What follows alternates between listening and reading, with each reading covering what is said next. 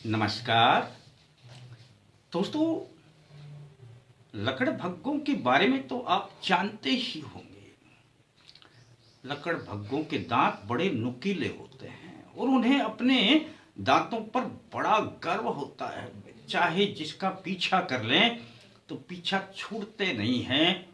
उसको पकड़ लेते हैं तो दूसरा जो जानवर है वो बच नहीं पाता है। लेकिन उनकी एक सबसे बड़ी कमजोरी है कि दांत पर गर्व भले ही हो, वो किसी का पीछा करें, लेकिन वे डरपोक बहुत हुआ करते हैं। एक अकेला लकड़भग्गा किसी पर वार नहीं करता, वह डरपोक रहता है। वे हमेशा झुंड में वार करते हैं। वे बोल बोल करके और दूसरे लकड़भग्गों को बुला लेते हैं, आमंत्रण करते हैं, अपने शिकार पर झपटते हैं। उनकी एक और खासियत है कि बड़ा शिकार वे कर नहीं पाते हैं, पर वे छोटा शिकार छोड़ते नहीं हैं। और एक उनकी और खासियत है, तकरीबन शेर जब किसी शिकार को मारता है तो शेर जब अपने खाने को छोड़ देता है तब जो बचता है उसके ऊपर वे टूट पड़ते हैं और वे उनको जब वह स्वाद अपने मुख पे लग जाता है तो वे इंतजार करते रहते हैं शेर का कि कोई किसी को मारे तो हम उसका मांस खा जाएं बचा हुआ। पर शेर जब मांस छोड़ते नहीं हैं और शेर स्वयं ही भूखे हैं, वो सारा खा जाते हैं, तब ये लकड़भग्गे भूखे रहते हैं। और ऐसे ही कुछ भेड़ियों लकड़भग्गों का झुंड भूखा था। एक मस्त हाथी बैठा हुआ था और उन्होंने सोचा कि अब भूख तो लगी है, खाना पड़ेगा, इसी को खाते हैं। वह उनके ऊपर पीछे से आक्रमण कर देते हैं। हाथी बैठा हुआ आराम से ध्यान नहीं देता है, क्या फर्क पड़ता है। उनके दांत भी अंदर तक चुभते नहीं, हाथी की मोटी खाल होती है। पर हाथी को ये पसंद नहीं आया।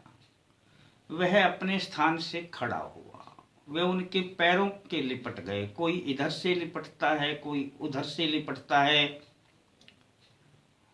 और उन्होंने उस हाथी को परेशान करना शुरू कर दिया। हाथी ने सोचा कि कब तक परेशान होता रहूंगा। उन्होंने अपनी सूंड से एक भेड़िए को लपेटा और इतनी तेजी से फेंका, वह वृक्ष के टकराया। मरा तो नहीं, पर उसके पैर टूट गए। दूसरे लकड़भग्गे को फिर पकड़ा और फिर उन्होंने ऐसा ही किया। वह भी पेड़ के टकराया और उसके भी पैर टूट गए, कमर टूट गई, किसी का कुछ टूट गया। जब 5-7 के साथ ऐसा हुआ तो वो सारे लकड़भग्गे वहां से इतनी दूर भाग निकले कि उन्हें दिखाई ही नहीं दिया कि क्या है। हाथी भी देखता रहा कि कोई दिखाई नहीं देता। आप सोच रहे होंगे कि मैं ये बात आपको क्यों बता रहा हूं। इसी प्रकार के लकड़भग्गे हमारे देश में इंसान के रूप में रहते हैं। वे झुंड में अपना वार करते हैं, कहीं पर आक्रमण कर दिया, कभी कहीं पर आक्रमण कर दिया। पर जब वे आक्रमण करते करते और हाथी पर आक्रमण करते हैं, यानी प्रधानमंत्री मोदी पर आक्रमण करते हैं, तो उनके भी पैरों के लिपट जाते हैं।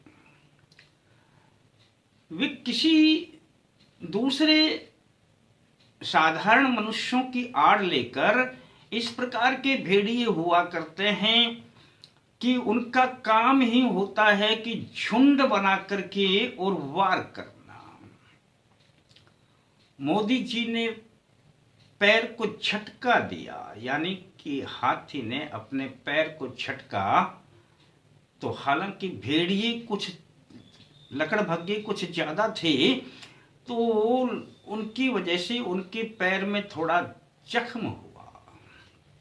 अब हाथी है और इतने भेड़िए इतने लकड़भग्गे लिपट जाएं तो जख्म तो होता ही है। और वह जख्म था धर्मेंद्र प्रधान का इस्तीफा। कोई बात नहीं, पर मस्त हाथी तो मस्त हाथी ही हुआ करता है। अब वह सूंड को जिस लकड़भग्गे को लपेटे में लेगा, यह लकड़भग्गे जान नहीं पा रहे हैं। उन्हें अभी तक उस मस्त हाथी की पावर का पता ही नहीं है कि जब उस मस्त हाथी ने 370 को हटाया तब पूरे अंतर्राष्ट्रीय स्तर पर उनका इतना विरोध हुआ कि उन्होंने तभी पीछे मुड़कर नहीं देखा। जब नकली नोट पाकिस्तान में छपने लगे तो पूरे देश में नोट ही बंद कर दिए कि नए निकाल देंगे हम, हटाओ इसको। कितना विरोध हुआ, क्या उन्होंने कभी पीछे मुड़कर देखा? ऐसे ऐसे ना जाने कितने फैसले लिए गए और कितने फैसले लिए जाएंगे, तब ये लकड़भग्गे कहाँ जाएंगे? दोस्तों, झुंड बनाकर के इस प्रकार का आक्रमण करना, देश में तोड़फोड़ करना, पुलिस पर प्रहार करना, पुलिस की गाड़ी को फूंक देना, देश की संपत्ति को जला देना, कब तक?